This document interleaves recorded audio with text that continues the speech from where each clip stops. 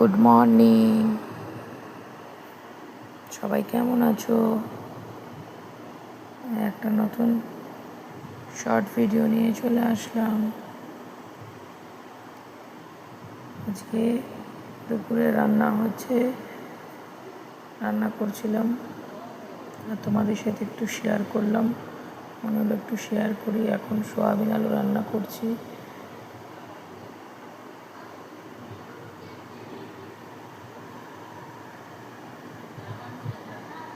সোয়াবিনটা সিদ্ধ করে রেখেছি,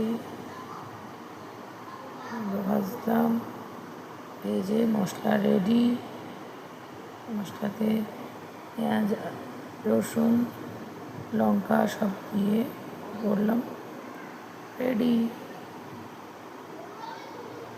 আজকে রান্না হচ্ছে সোয়াবিন আলু, আলু চোখা, উচ্ছে আলু ভাজা, ওল ভাতে,